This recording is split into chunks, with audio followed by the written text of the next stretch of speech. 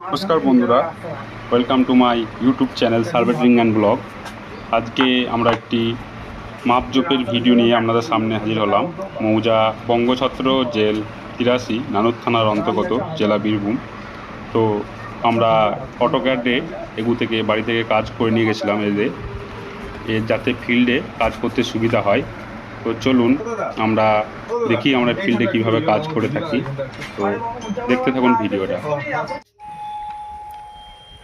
এটা আমার মাস্টার মশাই নিজেই ফিতে ধরে কাজ করতে লেগেছে, আমি একটু ভিডিও করছি তাই।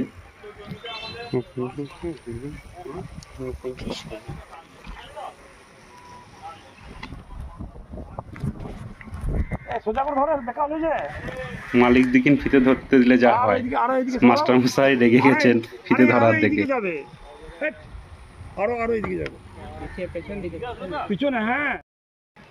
ঝিপঝিপ জলের কারণে বন্ধ হয়ে যাচ্ছে কাজ এখন আপাতপক্ষে। কারণে আমাদের ম্যাপগুলো ভিজে যাবে, ওই জন্য আমরা একটু দাঁড়িয়ে নিচ্ছি। আবার জল বন্ধ হলে আবার কাজ শুরু করব আমরা। তো জল পড়া আমাদের বন্ধ হয়ে গেছে, তো আবার নতুন করে আমরা কাজে ফিল্ডে চলে এসেছি, আমরা কাজ শুরু করেছি। স্যার আমার আগেই ফিল্ডে চলে গেছে, আমি চললাম এই ফিল্ডে আবার। কাকু ফিতের ওপর দিকে গোছ পিটিয়ে দিচ্ছে, তো স্যার বলছে যে 6 আঙুল কম লাও, তবু বেশি নিও না, বেশি নিলে অসুবিধা আছে।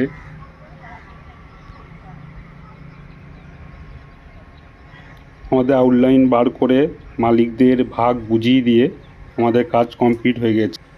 আমরা যাদের মাপ করতে গেছিলাম তাদের ভাগ বন্টন বুঝিয়ে দেওয়া হলো এবং তারা বলছে একটি অটোক্যাডের ম্যাপ নেবে।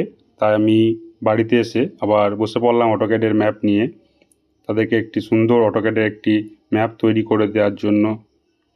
তো দেখতে থাকুন কীভাবে অটোক্যাডের ম্যাপ তৈরি করছি।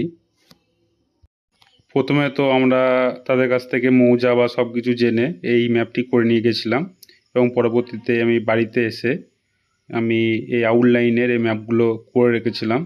তারপরে দেখলাম এরকম করে ভাগ না করে একটা ওরা যেরকম সিঙ্গেল সিঙ্গেল করে ভাগ আছে সেইভাবে ভাগ করব।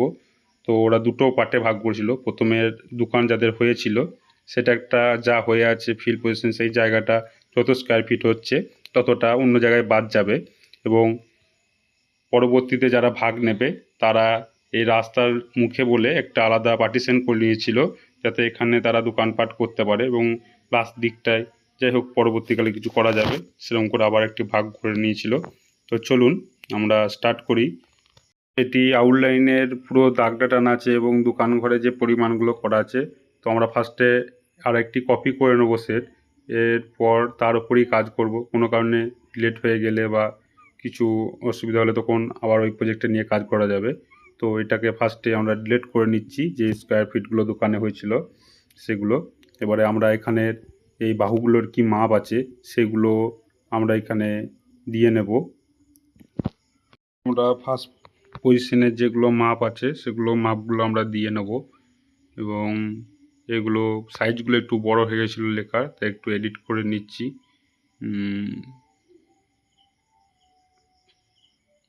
তো এইভাবে আমরা মাপগুলোকে নিয়ে নিই একে একে এবং এই মাপগুলো নেওয়া হয়ে গেলে আমরা যেটি মেন রাস্তা আছে সেই রাস্তাটি অঙ্কন করে নিলাম এবং রাস্তাটি অঙ্কন হয়ে যাওয়ার পর আমরা এখানে এই যে রাস্তাটি আছে এখানে একটু কাটিং করে নিচ্ছি, কারণ এখানে গাড়িটি বা কোনো কিছু ঢুকতে অসুবিধা হবে, ওই জন্য এটাকে রাস্তার ওই লাইনটার সাথে কাটিং করে এটাকে রাস্তার সাথে সংযোগ করে দিচ্ছি এবং এরপর আমি একটি ভাগের প্লট এখানে কেটে নেব। তো দেখতে থাকুন, প্লটগুলি কেটে নিচ্ছি এবং প্রত্যেককে তার ভাগ অটোক্যাডের মাধ্যমে পুরোপুরিভাবে দেখিয়ে দেব। তো চলুন এভাবে আমরা প্লটগুলোকে কেটে নিই, তারপর আর দেখছি। তো প্লটগুলি আমার কাটা হয়ে গেছে, এবারে আমরা এই প্লটগুলির পরিমাপ কি আছে সেগুলো দেখব একে একে করে। আমরা কত ফুট বাই কত ফুট হচ্ছে সেগুলো লিখে দেব।